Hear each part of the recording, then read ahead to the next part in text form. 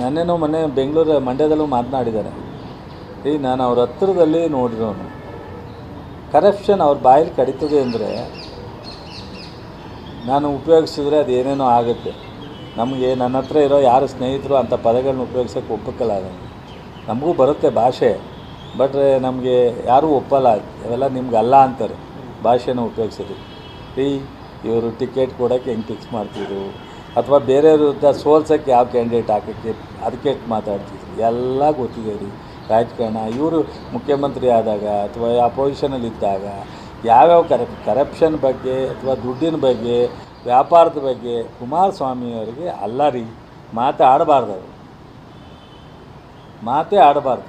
ಅವ್ರಿಗೆ ಈಗ ನೋಡ್ರಿ, ಅವ್ರ ನೈತಿಕತೆ ಅನ್ಕೋತಾರೋ ಅದನ್ನು ಜವಾಬ್ದಾರಿಯುತ ಸ್ಥಾನ ಅನ್ಕೊಂಡು ಮಾತಾಡಲ್ವೋ, ಅವ್ರು ಆಡಬಾರ್ದು ರೀ.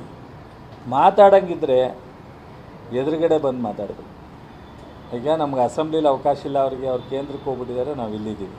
ಅಸೆಂಬ್ಲಿಲಿ ಚರ್ಚೆ ಮಾಡೋಕ್ಕಾಗಲ್ಲ ಅವರು. ನಿಮ್ಮಂಗೆ ನಾನು 2-3 ಸಲ ಹೇಳಿದ್ದೇವೆ ಎಂದು ಯಾವ್ದಾರ ಟಿ ವಿ ಅಂತ. ಈಗ ನಮ್ಮ ಮುಖ್ಯಮಂತ್ರಿಯನ್ನ ಕಳಿಸಲ್ಲಪ್ಪ.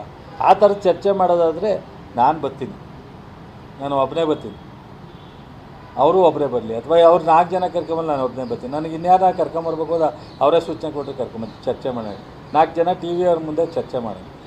ಇವೆಲ್ಲ ಬಿಟ್ಟುಬಿಟ್ಟು ಯಾವ ಕರಪ್ಷನ್ನು ಇದನ್ನು ಬಿಟ್ಟು ರಾಜ್ಯದ ಅಭಿವೃದ್ಧಿ, ಜನರ ಕಾರ್ಯಕ್ರಮ, ಜನರ ಬದುಕಿನ ಬಗ್ಗೆ ಏನಾದರೂ ಒಂದು ಅಭಿಪ್ರಾಯ ಹೇಳಿ, ಸಲಹೆ ಕೊಡಲಿ, ಅದನ್ನು ಸ್ವೀಕಾರ.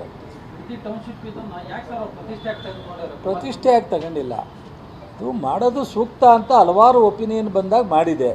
ಇವತ್ತು ಅದನ್ನು ಕುಮಾರಸ್ವಾಮಿ ರಾಜಕೀಯ, ಅವರು ರಾಜಕಾರಣ ಮಾಡದೇ ಇದ್ದರೆ ಮುಂದಿನ ಚುನಾವಣೆಗೆ ಏನಂತ ಹೋಗ್ತಾರೆ? ಹಿಂದೆ 5 ವರ್ಷ ಮಾಡಿರೋ ಕಾರ್ಯಕ್ರಮದಿಂದ ತಾನೇ ಸೋತಿರೋದು ಅವರು. ಮುಂದೆ ಹೋಗ್ಬೇಕಂದ್ರೆ ಏನಾದ್ರು ತೀಟೆ ಮಾಡಬೇಕಲ್ಲ. ಮುಂದೆ ಯಾವ ಕಾರ್ಯಕ್ರಮ ಅನೌನ್ಸ್ ಮಾಡೋಕ್ಕೆ ಅವ್ರ ಹತ್ರ ಏನಿದ್ದಿದ್ದು?